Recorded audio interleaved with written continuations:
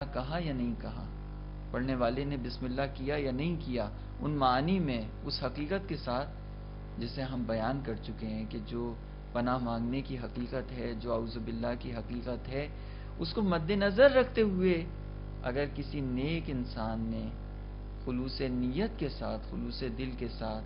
7 مرتبہ سورہ حمد دم کر کے کسی بیمار پہ پڑھ دی، پھونک دی، تو اسے شفا حاصل ہوگی۔ ابی ابن کعب سے نقل ہوا، کہتے ہیں حضرت رسول صلی اللہ علیہ وآلہ وسلم نے میرے سامنے سورہ فاتحہ پڑھی اور اس کے بعد فرمایا کہ اس ذات کی قسم جس کے قبضہ قدرت میں میری جان ہے، نہ تورات میں، نہ انجیل میں، نہ زبور میں ایسی کوئی سورہ۔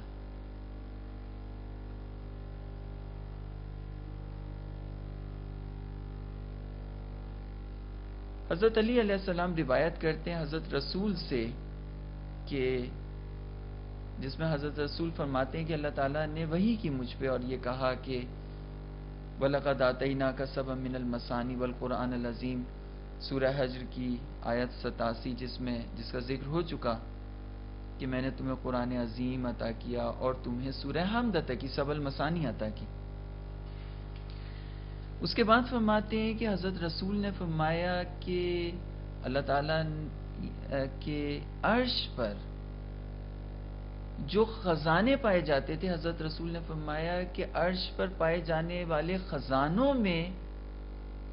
جو سب سے زیادہ سورہ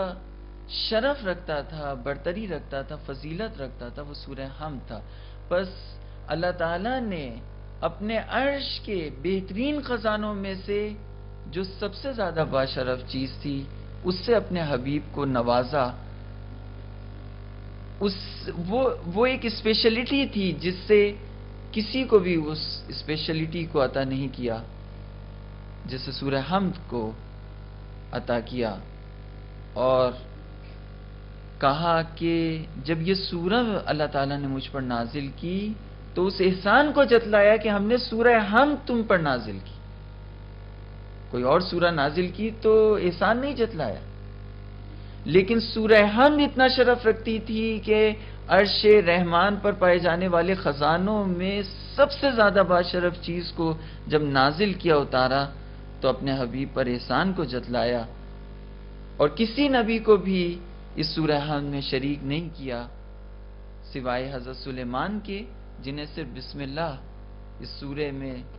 7 آیتیں ہیں،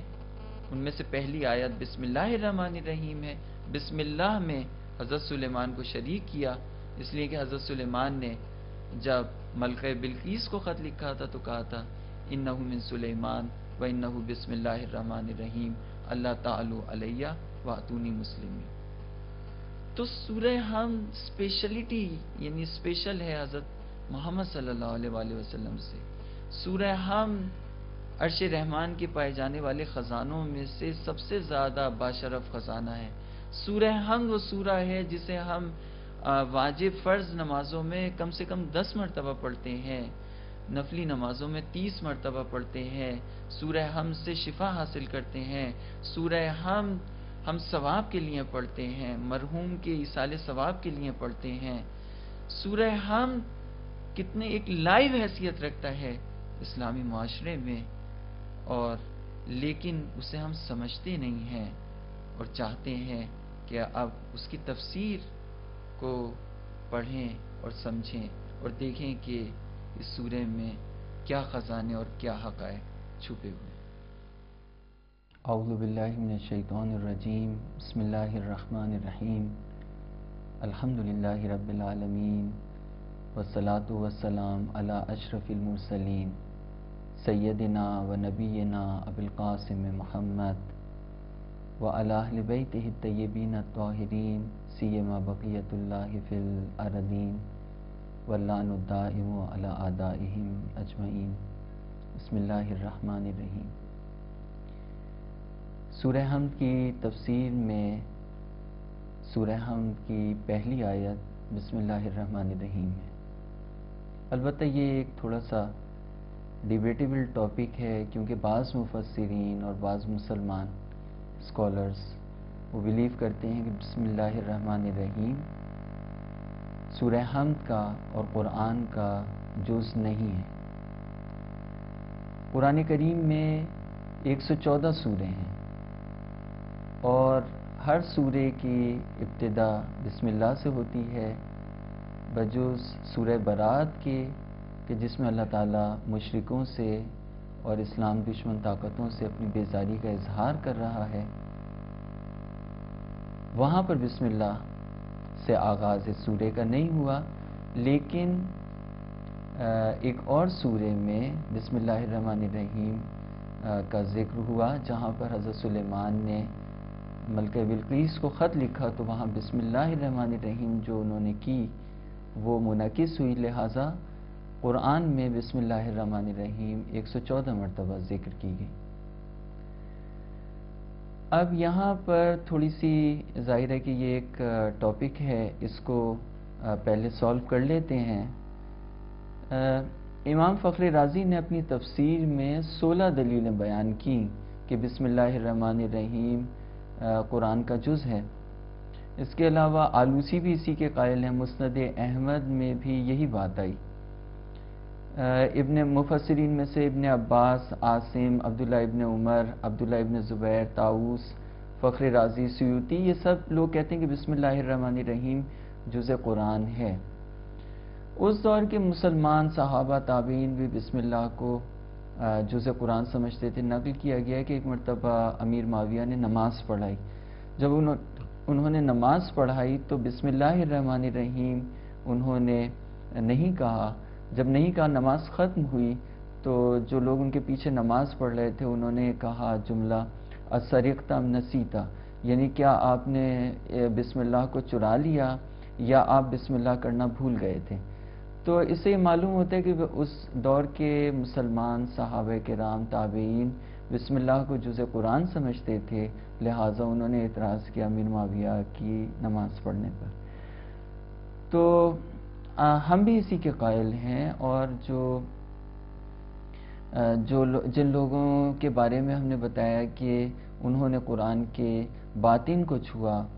یعنی وہ لوگ جو عصمت و طہارت کے درجے پر فائز ہیں، وہ لوگ جو راسخون فی العلم ہیں، وہ لوگ جو قرآن کا علم رکھتے ہیں، وہ بھی اسی کے قائل ہیں کہ بسم اللہ الرحمن الرحیم جز قرآن ہے۔ اور اس کی دلیل خاص کر سورہ حمد کے سلسلے میں یہ ہے کہ وَلَقَدْ آتَيْنَاكَ سَبْعًا مِّنَ الْمَثَانِي وَالْقُرْآنَ الْعَظِيمِ، یعنی جب حضرت رسول صلی اللہ علیہ وآلہ وسلم کو کہا کہ ہم نے تمہیں سورہ حمد دی اور اس کو کہا کہ سبعًا مِّنَ الْمَثَانِي، تو سورہ حمد 7 آیتوں پر اس وقت مشتمل ہوگی جب بسم اللہ الرحمن الرحیم اس کا جز ہو، لیکن اگر بسم اللہ الرحمن الرحیم اس کا جز نہ ہو تو پھر سورہ حمد کی آیات کی تعداد 6 ہو جائے گی۔ بہرحال یہ ایک یعنی بحث ہے، لیکن بسم اللہ الرحمن الرحیم جز قرآن ہے۔ اور ابھی ہم دیکھ رہے تھے ٹیلی ویژن پہ تراویح کی نماز آ رہی تھی خانہ کعبہ سے، اتنی اچھی قرأت تھی، اتنی اچھی، بڑا پرکیف منظر تھا، لیکن دیکھا کہ انہوں نے نماز پڑھائی اور بسم اللہ الرحمن الرحیم کے بغیر انہوں نے الحمد شروع کر دی۔ تو وہ بسم اللہ الرحمن الرحیم جو سرنامہ آغاز ہے وحی کا، وہ بسم اللہ الرحمن الرحیم جو سرنامہ آغاز ہے خود سورہ حمد کا، وہ بسم اللہ الرحمن الرحیم جس سے اللہ کی کتاب شروع ہو رہی ہے، اس کو اگر ہم نظر انداز کر دیں تو یہ بڑی ستم ظریفی کی بات ہوگی۔ لیکن یہ صرف اس وجہ سے ہے کہ ہمیں توجہ نہیں ہے کہ بسم اللہ الرحمن الرحیم کی اہمیت کیا ہے۔ روایت ہے امام علی ابن موسیٰ رضا علیہ السلام سے، فرمایا کہ جس نے بسم اللہ الرحمن الرحیم پڑھا وہ اسم اعظم سے زیادہ نزدیک ہے بنسبت اس کے کہ آنکھ کی سیاہی اس کی سفیدی سے نزدیک ہو۔ من قال بسم اللہ الرحمن الرحیم فهو اقرب باسم اللہ الاعظم من سواد العین الی بیاضها، یعنی ایک چھوٹی سی آنکھ ہے، اس آنکھ کے اندر ایک پتلی ہے، جو سیاہ ہے اور اس کے ساتھ سفیدی ہے، جتنا کہ یہ پتلی آنکھ کے